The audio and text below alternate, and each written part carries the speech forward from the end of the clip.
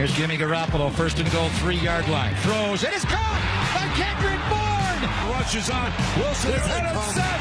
It is Preston Smith with a huge play. A mega play by Preston Smith. They get the Coleman off the left side. Touchdown! San Francisco! That feels great, baby! San Francisco hosting another one on Championship Sunday. Welcome back to Good Morning Football. Peter Schrager, Kyle Brandt, Nate Burles, and myself, Kay Adams. We've got a huge announcement, a huge honor that we'll be talking about throughout the show today in regards to the Hall of Fame. So stay tuned for that. We'll sell us out in the newsroom in Culver City. Will take it away. All right, thank you, Kay. Guys, happy Monday to you and happy Monday to everybody who's watching us. Let's get you caught up on some non-playoff news in the form of coaching hires. And it didn't take long for Pat Shurmur to find a job. No, not as a head coach, but as an offensive coordinator. He'll be the OC for the Broncos. Now, the move came at the expense of Rich Scangarello, who was fired after one season. Now, according to NFL Network's Mike Garafolo and Ian Rappaport, the deal isn't done just yet, but Shurmur already made his decision.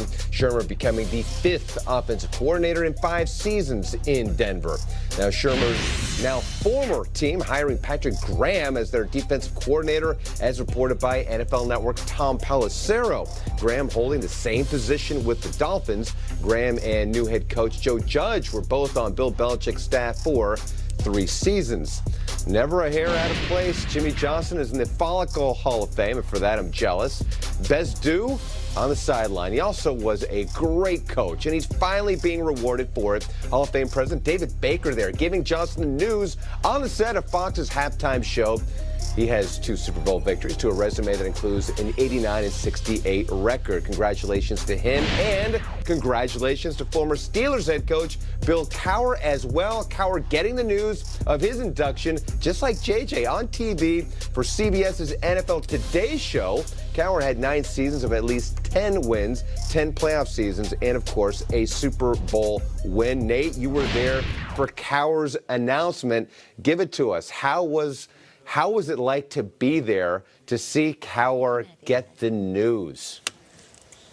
It was unbelievable. Shout out to the CBS crew, Drew Kaliski, our producer. He didn't tell us. Only person that knew was Phil Simms, who was doing our iVision at the big board. And then as I'm walking back to my seat, looking at my notes, getting ready for my next block, I peek up just to hear what they're saying because there was a pause. And I see David Baker, who you cannot miss because he's a massive individual. And it hit me. I was like, whoa, he's about to get the news. And then I saw it just wash over his face. And Bill Cowher, he is one of the best trash talkers. We're very competitive on the set. First time I seen him, had a loss for words. And then his wife, his daughter. And it was an incredible, incredible moment.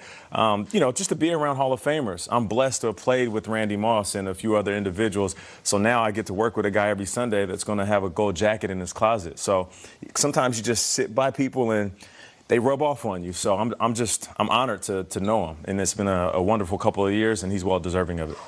You get that lump in your throat, don't you? All the awesome football action this weekend, I watched it, and I got dusty as hell. I really, really did. You see Troy Aikman, I'm crying on my plane. It was a great, emotional thread throughout the weekend of football. Yeah, and to Nate's point, we're going to talk about the Hall of Fame.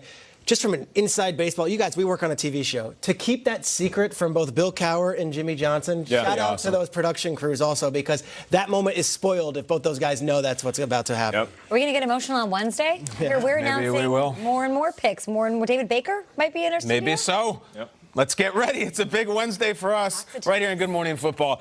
Were the Tennessee Titans kept a secret kind of backstage? Let's find out, because if you haven't been paying attention, here's the baddest man on the planet. Oh, my gosh. Look at that look, and there's the MVP. Let's see how this goes, though.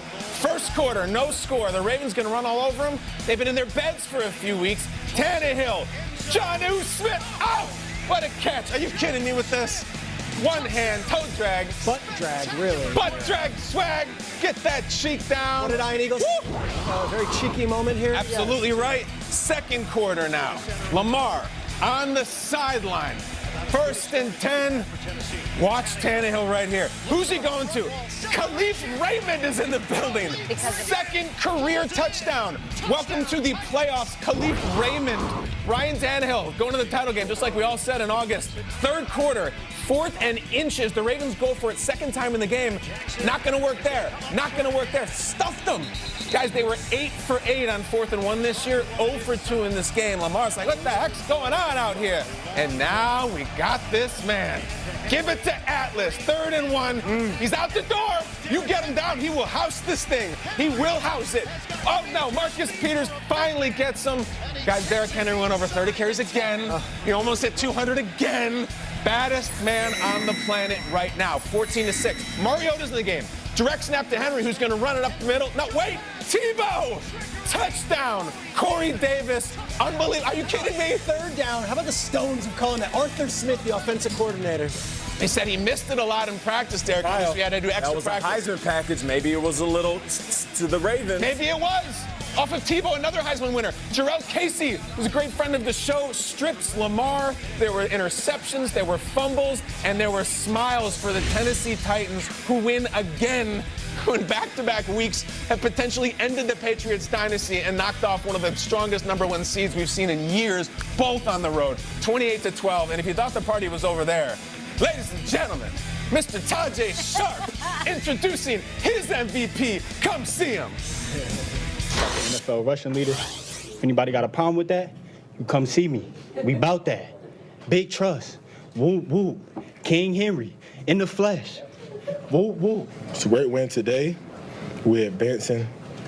Don't want to think too far ahead.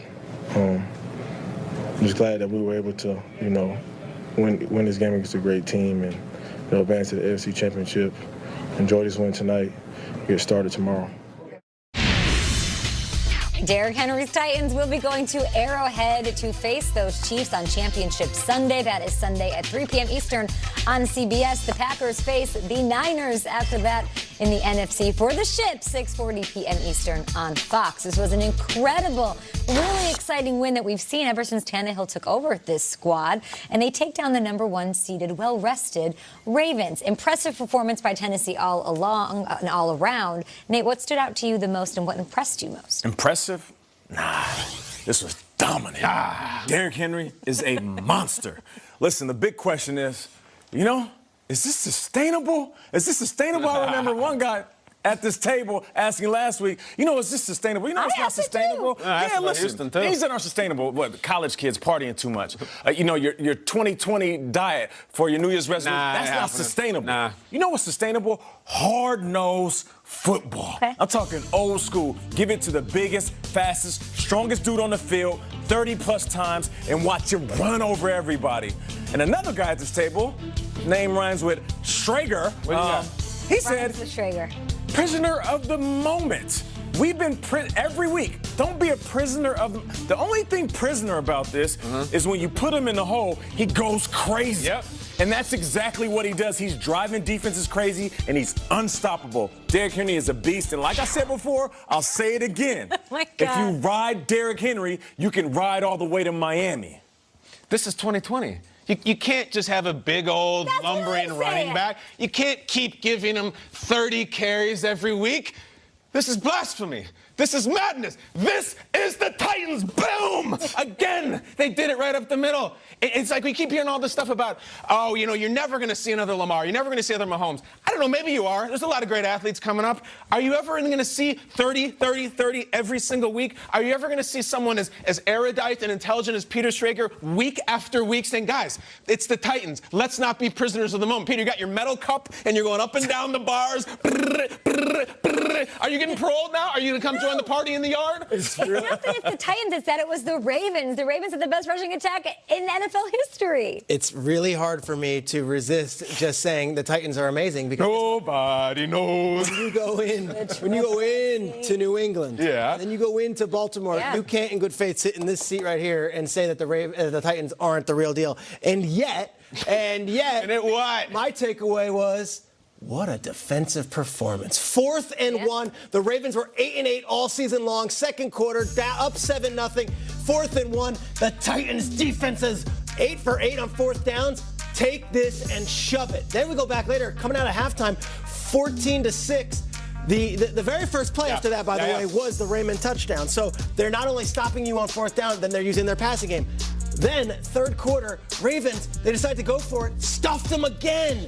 Like, this isn't just Derrick Henry, because their defense is unbelievable as well. They stuffed these guys, and they did it last week to New England, too. So many goal line stands. And I love this. They make that stop. It's 14-6. All right, well, we got them in where we want them, right? Yeah. Derrick Henry, the next drive. Get out of here. Yep. They won the moment, Get out of here! This dude is amazing. I mean, he took Earl Thomas and not only stiff-armed him, he stiff-armed him twice, and then for good measure, for no reason, just tossed him one more time. Can we see it? Can we see what Pete is referring to? The act of violence was committed on a potential future Hall of Famer, Earl Thomas. Come on, roll it. Give it to me. Somebody said that he stiff-armed Earl Thomas so hard, he turned him into a lead blocker. That's right. He did. Watch it. So he's got the angle, and he said, you, 29, get out of here. This one here, block for me. Oh, baby. Block for me. You block my... If you're not going to tackle me, you might as well turn around and make yourself useful. Block somebody for me. Earl's like, okay, I got you. Watch. I'm going to take out my own guy. He's now running with him like a bobsled team. Oh, it's so good. I like that you brought up the defense. When you look at the numbers, they gave up 530 yards, this defense, but they won the moments. They won on those 4th and 1 stops, on the forced fumble, on the Derrick Henry trick play, on the pick, and right in the beginning of the game. They won the big moments, and if they can continue to do that, they'll keep winning. I didn't think they'd win because I said Tannehill's going to have to throw, and he made some